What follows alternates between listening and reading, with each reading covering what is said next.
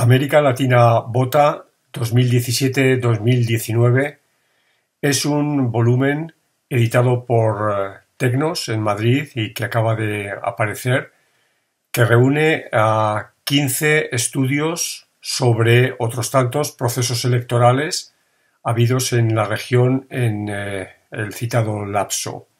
Se trata de procesos electorales presidenciales, pero también legislativos, teniendo en cuenta que hay dos países de la región aquí estudiados que no celebraron sus elecciones de manera simultánea, como es el caso de El Salvador, donde las elecciones presidenciales son cada 5 años, mientras que las legislativas son cada 3, y el caso de Colombia, donde las elecciones legislativas siempre van 2 meses y pico por delante de las elecciones presidenciales, ¿no?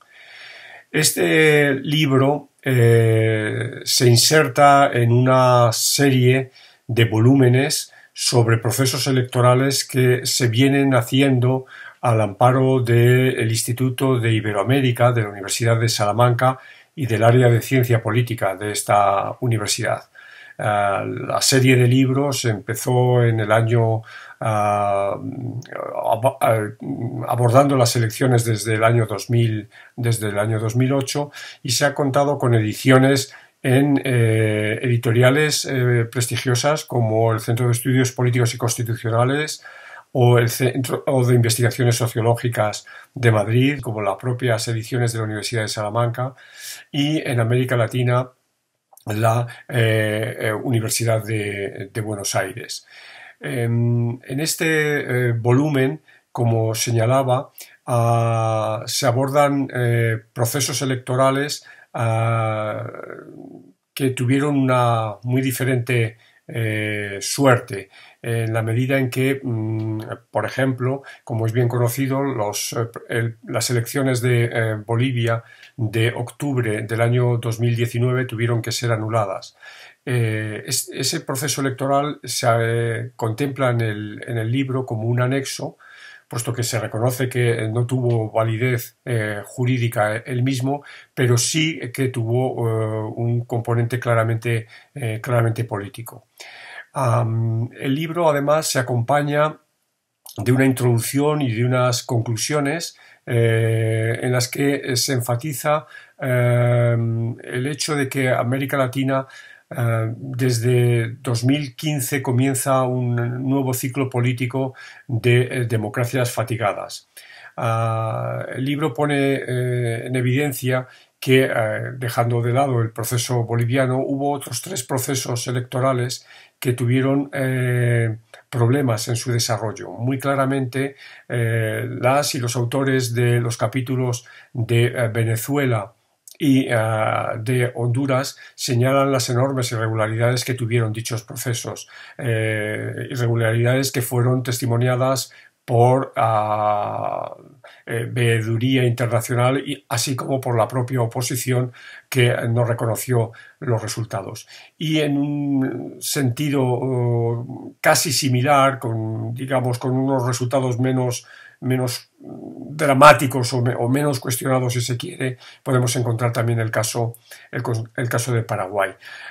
Ello unido a la evidente crisis de representación que viven los partidos políticos en la región, también con el decaimiento de la valoración de la democracia en 10 puntos porcentuales, como ha puesto de relieve el Latinobarómetro o el Barómetro de las Américas, y también con el descenso de la confianza en las instituciones políticas.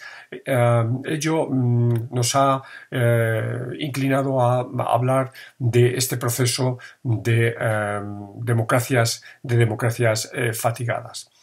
Los distintos capítulos del libro, que están confeccionados por personas vinculadas a la Universidad de Salamanca de una manera o de otra, o bien porque forman parte de su plantilla, o porque se formaron aquí, o porque han hecho estancias de investigación en nuestra universidad, cuenta con un modelo, o si se quiere, una estructura de capítulo muy similar.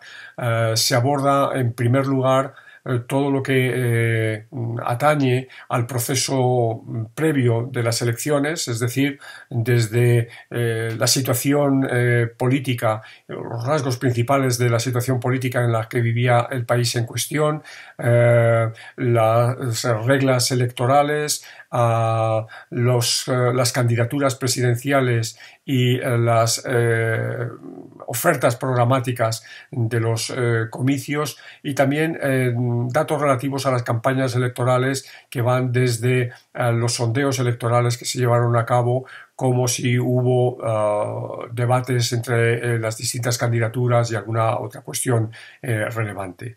Y en la segunda parte de cada capítulo se abordan estrictamente los resultados, teniendo siempre una visión diacrónica para tener en cuenta un poco la evolución de cómo se ha ido produciendo el comportamiento electoral de los ciudadanos de cada país. Hay que señalar en este sentido que se presta mucha atención al voto territorial y también al análisis el cálculo de indicadores como son los índices de volatilidad, el número efectivo de partidos, la polarización del sistema de partidos, etc. Y el libro, cada capítulo termina con una suerte de prospectiva o de análisis prospectivo de cómo queda la situación política en el país en cuestión, teniendo en cuenta sobre todo cómo quedan las relaciones entre el poder ejecutivo y el poder el legislativo. Nada más, espero que tengan la posibilidad de acercarse a este libro, América Latina Vota 2017-2019, editado por Tecnos en Madrid, y esperamos oír sus comentarios. Muchísimas gracias por su atención. Esas elecciones tuvo un contexto muy particular, por cuenta principalmente del acuerdo de paz. Sin embargo, hubo una modificación institucional que es supremamente importante, que fue la supresión de la reelección presidencial, la cual se venía celebrando desde el año 2006. En términos institucionales también por primera vez se implementaba el estatuto de oposición. Este estatuto de oposición es resultado de la implementación del acuerdo de paz. De esta manera ya empezamos a ver la relevancia de este tema. Con respecto a los resultados, en caso de Cámara, hubo un reflejo de aumento de escaños para el partido Cambio Radical y también para el partido Centro Democrático. Ellos fueron los dos principales partidos que se vieron beneficiados de estas últimas elecciones. La cita electoral de 2018 es una cita crucial porque significa un número de cambios relevantes en el sistema político brasileño. Entre ellos, el más importante es la victoria de un candidato extremista y aparentemente un outsider como Jair Bolsonaro, y todo ello se explica principalmente por la conjunción de una serie de factores como es crisis económica, crisis política también de desafección y también una gran polarización social que desde 2013 había llenado las calles de manifestaciones, y a partir de 2016 la derecha había tomado las calles en Brasil. Es una de las cámaras más fragmentadas del mundo, con un mayor número de partidos efectivos operando en ella. El número de partidos en 2014 ya había sido de 28 partidos, con un número efectivo de partidos de 13,3, mientras que esta tendencia a la fragmentación se consolidó en 2018 con un total de 30 partidos que significan un 16,4 partidos efectivos. La concentración electoral aumentó y también, por otro lado, disminuyó la fragmentación partidaria, disminuyó el número efectivo de partidos legislativos, con lo cual podemos ver que hay un indicio de que se abra una nueva etapa, tal vez de bipartidismo en Argentina, o al menos de un bipartidismo de coaliciones o un bicoalicionismo. La polarización se reforzó, digamos, ya que las fuerzas políticas quedaron agrupadas bajo dos grandes bloques que se siguen presentando de alguna forma de manera antagónica, que son el Frente de Todos y Juntos por el Cambio, que representan respectivamente el clivaje o la división de peronismo y antiperonismo. Este bloque antiperonista se ve frente a la posibilidad cada vez mayor de capitalizar un espacio socialmente y políticamente disponible, que es este espacio electoral de centro-derecha, que tradicionalmente no ha tenido representación partidista formal.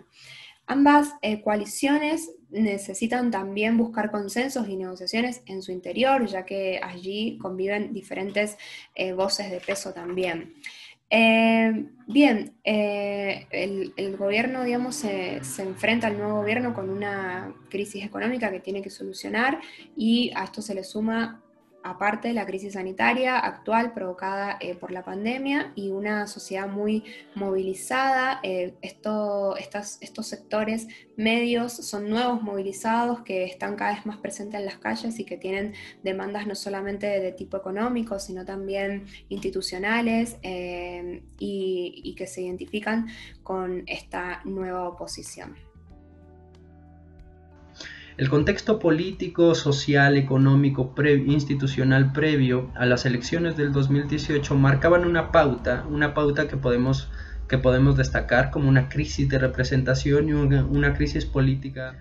Las elecciones se dan en términos institucionales aceptables. Las elecciones le otorgan la mayoría a Morena, la mayoría legislativa tanto en la Cámara de Diputados como en la de Senadores, y también le otorga el poder ejecutivo a López Obrador, ¿no? López Obrador gana con una amplia legitimidad. El sistema de partidos con esta elección, digamos que termina una dinámica de crecimiento paulatino de su fragmentación, pero también modifica la relación ejecutivo-legislativo, ¿no? Lo que sucede con estas elecciones no solo es que irrumpe un partido político nuevo, sino que ese partido nuevo es de izquierda, es progresista, y además ese partido nuevo que es de izquierda y progresista mantiene mayorías, tanto en la Cámara Legislativa, en la Cámara de Diputados, como en la de Senadores. Las elecciones del 2017 en Honduras. Y me voy a enfocar a abordar brevemente el escenario en que tuvieron lugar estas elecciones y comentar algo acerca del sistema electoral también. En torno al escenario, pues, cabe señalar al menos dos aspectos por los que estuvo marcado el escenario de las elecciones. Uno es la gestión del actual presidente. Voy a comentar muy brevemente cómo se llevó a cabo el último proceso electoral hondureño. Vamos a ver tres cuestiones. En primer lugar, voy a desarrollar cuándo se realizaron estas elecciones y quiénes participaron de la contienda. En segundo lugar, voy a mencionar cómo se desarrolló la jornada electoral. Y por último, me voy a centrar en el análisis de los resultados. Bien, en primer lugar, ¿qué vamos a ver? Las elecciones se realizaron el 26 de noviembre de 2017, es decir, el último domingo de noviembre de cada 4 años.